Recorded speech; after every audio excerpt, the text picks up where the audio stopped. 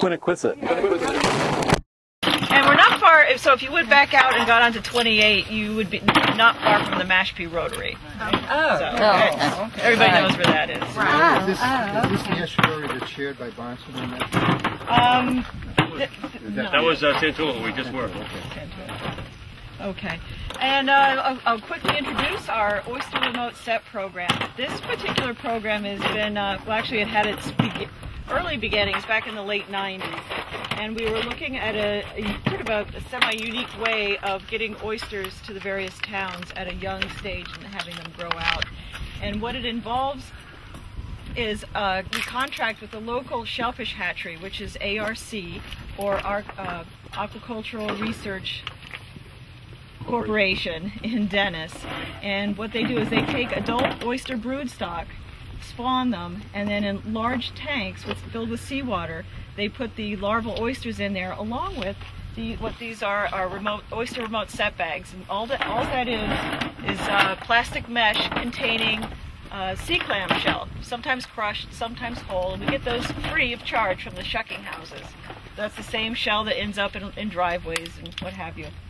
So early in 2003 probably is when we really got started. 9 towns wanted to expand, were interested in expanding on this project, and we contracted with ARC, had bags made, and then started distributing these to the towns. And just to give you an idea, over the years since 2003, anywhere from 2 to 5 million oysters have been distributed every year to each town participating.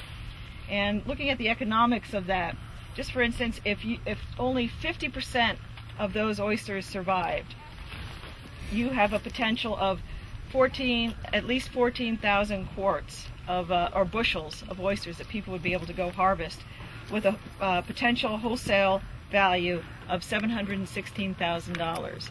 Now, for that amount of money that you get back on those oysters, the investment was only about $30,000. This year, as Bill explained, we helped to put money in our marine program budget towards this program. We felt that it was worth continuing, being that we didn't have the usual funding that we get. And the county put, from our marine program, put towards it $13,000, and the towns chipped in an additional $18,000 to be able to get the same amount of oysters that they get every year, and some of them actually increasing the numbers. Rick York here in Mashpee ended up ordering 2,000 remote set bags, and the county paying for half of that and the town paying for the other half. And if I could introduce Rick York to you, he can explain and show what he's done as part of the program. Thanks, Diane. I'm Rick York, Mashpee Shellfish Constable.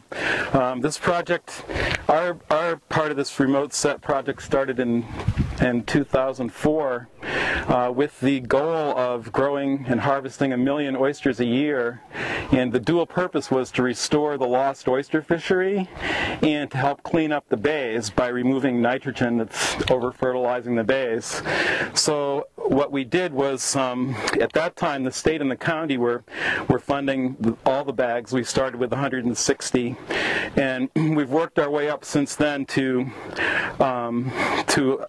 enough that last year we harvested 500,000 oysters, and it's resulted in an increase in shellfish permit sales by almost 20%, and we removed about 250 kilograms of nitrogen with those oysters, and our goal is 1 million, which would remove 500 kilograms of nitrogen. That's 10% of the target reduction for the federally mandated TMDL nitrogen, total daily maximum load. But more importantly than that, it's actually probably saved the Mashpee River where we're growing these, because early on we had a fish kill before we really got this project going, where all the fish and crabs and everything in the brackish part of the river died. People called us up, and we have state-of-the-art water quality monitoring units, and we were able to document that it was from nitrogen loading causing an algae bloom. The algae bloom took out all the oxygen in the water one early morning before sunrise, and just killed anything that didn't get out of there that couldn't take low oxygen for a few hours. Since then, since we've had a lot of oysters oysters in the river, we haven't had another fish kill. There are a lot of variables. The longer we go, the better it looks, but it could be that we're holding the line on increasing nutrient loading, nitrogen loading, and saving this river. And we're working to expand the project to cover the whole bay, and then hopefully other towns could do the same thing. This year, as Diane mentioned, the county has come through and come up with funding, so we were able to expand the project again. Also, we use our town shellfish permit funds. That's goes directly into buying seed of oysters and quahogs and scallops. And then just this year, the Mashpee Wampanoag tribe got some federal funding. Quan Toby here is the Natural Resource Environmental Director for the tribe, and they've also started growing oysters in the river. So it's a very successful project. It's working as well as we could have expected. These spat bags right here were put in the river just at the beginning of the summer, and you couldn't even see the oysters on them when it first started. Now they're about a ½ inch. If you look, you can come up and look closely. This is where they go. And they don't look like oysters when they're small. They're flat on shells. They look more like limpets. Like Rick said when they first went here's the one right here. If you want to get a close up right there, it's about half of that shell piece. Go ahead, Bill. They're like the size of one of these little black dots. Is that one? Yeah, about the average right now is about a thumbnail size. So we put these in the river, and since it's a lot of mud out there, we put them on these trays, which the county also helped fund the development of these trays that we designed. It's a 5 by 10 foot tray. We put the bags right in them to begin with, and then after any time now, we'll open up the bags and spread them out loose in the trays, just a thin covering. And this is really just regular aquaculture, shellfish farming that we're doing. And what we would do is just harvest right out of the trays at the beginning.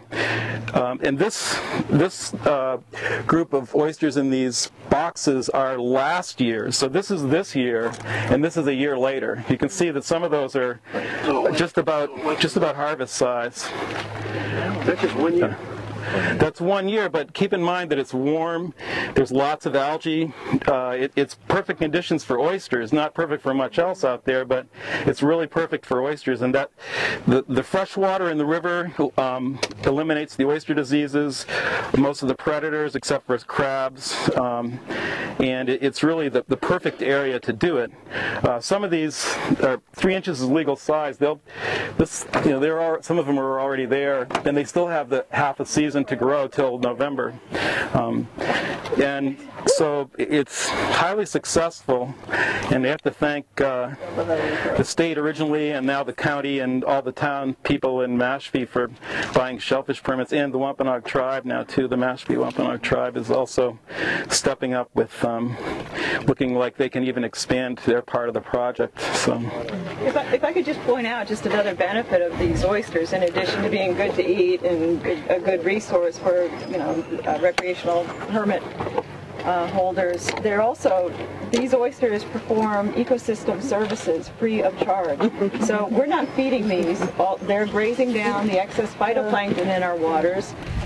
They're also providing habitat. And if you see all the little nooks and crannies between the shells, these are also considered essential fish habitat. So juvenile fish, crustaceans, and what have you live in between those spaces, and they provide shelter for them, as opposed to many places in the water are pretty featureless, and there's not a lot of structure in the water, but these will provide that added bonus of structure, as well as filtering the water and providing habitat for the species. Go ahead. When I pulled these bags, that a baby eel came out of one of them about this long. So that's absolutely true. And the other thing I wanted to mention was, in these hard economic times, we are actually supplying high-quality, good protein that's an essential nutrient to people that may have lost their jobs or can't afford good food. So it's even more critical now. And the county is spearheading an effort to work on getting some federal stimulus money. In the last proposal, just the Mashpee part of that proposal could have created over 100 jobs. If we get funded for this in the future, it'll be a big economic stimulus. This goes into the river? Yeah, whereabouts are these placed when they're The Mashpee River is just to the right. It goes up that way. So they're up in the river, and then we grow them in the river, and we seed the shoreline with some of them, and some of them we grow right in the trays all the way till people harvest them right out of the trays. So we're doing straight farming all the way through, and then we're doing fisheries where we seed the shoreline. We're trying a number of different methods just to make sure that we're successful. You put the oysters grow in fresh water. Is that, how does the seed, how do the oysters get in the bag? hold on to the shell? Oh, Diane can explain that. You mean these bags? Yeah. Okay, these bags, before they have any oysters on them, look exactly like they do, minus the oysters. They're filled with shell. We physically bring those bags to the hatchery. We place those bags in a big, big tank with seawater.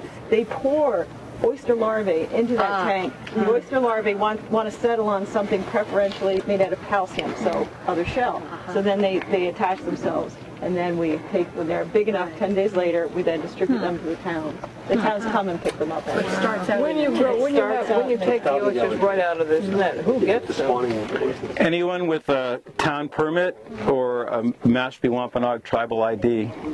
And our permit sales went from about 800 to 1,000 because of this project. So that in turn, it's self-supporting, so that buys more seed.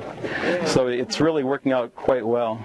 Do they grow in fresh water too? No, I'm sorry, I wasn't specific enough. This is the brackish section of the Mashpee River where the fresh and salt water mix.